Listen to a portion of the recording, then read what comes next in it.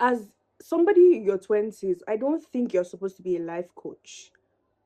And I'm saying it as somebody that is in her 20s and is trying to figure out what the hell I'm doing. Like, anytime I come online, I see somebody that is 25, 24, 27, talking about how, oh, I'm going to help you figure out your life. I'm going to help you figure out da da da da da. And I'm like, yeah, that's clearly scam. That's literally a scam, because I'm in my 20s. I'm literally going to enter my mid 20s very, very soon. And I do not know what the hell I'm doing. I'm literally just winging through life.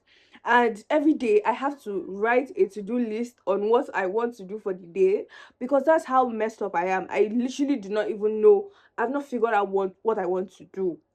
So yeah, you guys, if you guys are up for figuring out like life in your 20s, you are welcome. Cause here we try to figure out what the hell we are doing. And yeah, we are dissenting a lot of things as we are in the process. We're dissenting marriage, having children, we're trying to dissent our religion, we're trying to see if we can. Because I won't lie to you, religion is like a very big part of my life. I used to go to church on Wednesdays, go to church on Saturdays, sometimes go to church on Fridays. So like I'm deeply, deeply involved in religion and anything that has to do with religion.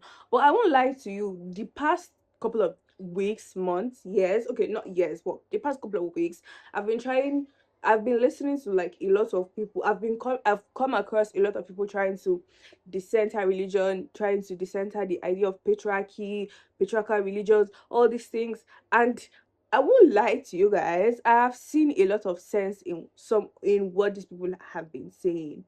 And then when I go to church sometimes and then I listen to like what the pastor is saying, or what an elder is saying, or what an older woman is saying, and not even what the older woman is saying, but the way she's behaving and how religion is making her behave in a certain way, I just start to think about all the things I've seen about disconstructing. And I'm like, yeah, deconstructing. And I'm like, yeah, maybe this person actually is actually making sense, where when he's talking about the century this or the century that. And that's basically just it. I think I never ever in my life thought that I will reach a position or a stage where I try to dissent a religion. But like, here I am. I found myself in a path where I am literally just in the middle. On some days I am deeply into my faith, I am praying, I am studying my Bible, writing, journaling, trying to just figure out like life with God. And then there are some days where I'm like, you know what? I don't even think this religion thing is worth it.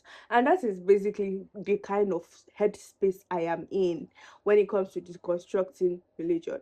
Now, deconstructing the patriarchy, deconstructing marriage, I won't even lie to you. That one, before I even knew what the concept of deconstruction was, before I even knew what the concept of, oh, I can choose to get married, I can choose to not get married, I can choose to have kids, I can choose to not have kids, before I knew the concept of those things, I was already that.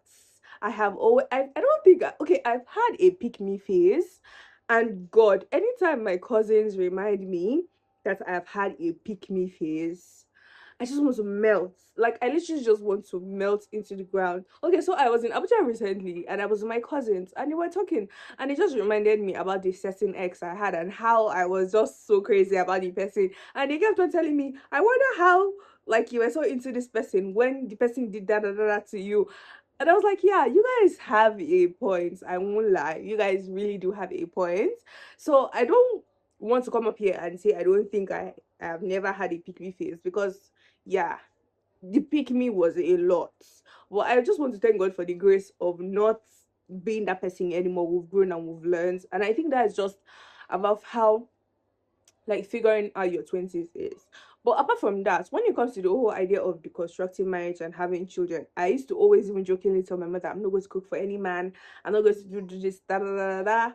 And the truth is that when it comes to like rearing children or taking care of children or raising children, however you want to put it, I don't think I am cut out for that. And if you know me in real life, you're literally going to say, oh, but you like children. Yes, I like children that are not my own. I can always give you back to your mother. And considering the fact that a lot of things that my mother has done for me,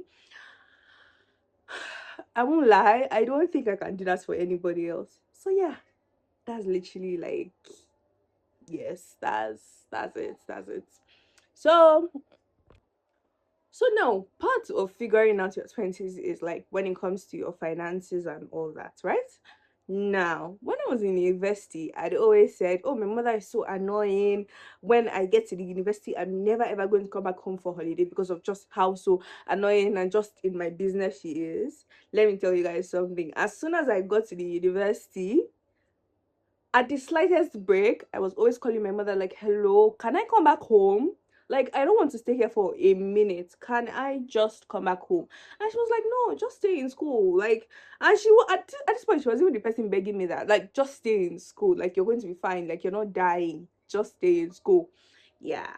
So I can assume that you guys can guess how me not coming back home for holidays went. I was always the first person in my room to go home. And when it comes to finances, let me just tell you the truth. It's difficult. It's difficult navigating your finance in your 20s. I won't even lie. I won't even lie. And I think that is like my biggest problem and my biggest struggle right now. Because I don't care if I get married. I don't care if I have children. I don't care if that happens. I just want to have money. And let me tell you something. There is nothing as difficult as being a Nigerian and trying in your 20s trying to navigate like your finances. So, as I was saying, when I was in university, I was always saying, okay, when I'm done with uni, I go to law school, I finally become this lawyer. I'm going to start getting money. When I start getting money, I'm just going to get this for myself and that for myself and just be financially independent and that. Guys, as somebody that is entering her mid 20s, I just want to tell you guys that that did not happen. And with the way my life is going, I don't think that's happening anytime soon, considering the fact that I'm literally being underpaid. When I mean underpaid, think of the lowest amount you could collect as a salary.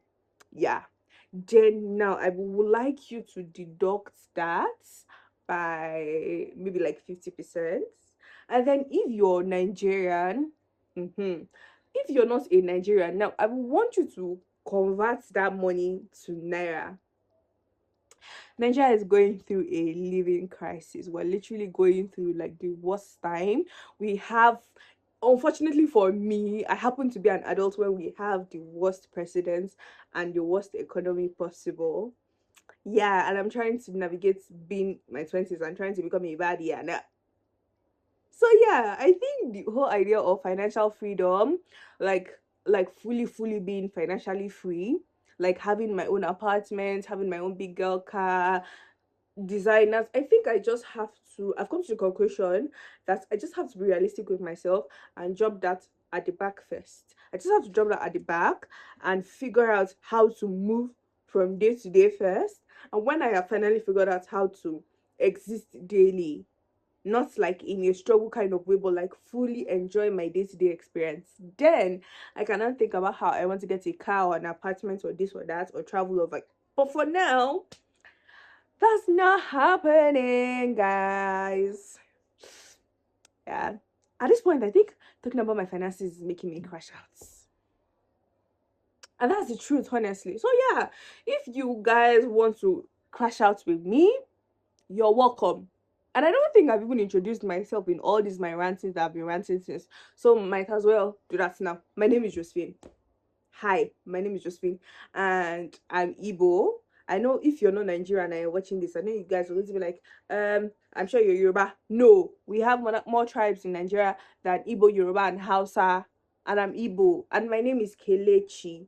Kelechi, which means thank God. Anyways, you guys are welcome to me figuring out my 20s, and yeah, follow me so that you guys can see me figure it out. And let me not lie to you, my editing sucks. I don't know how to edit. So anytime I try to make a vlog, my vlog always comes out like shit. And I'm like, yeah. Also, I have knee pain.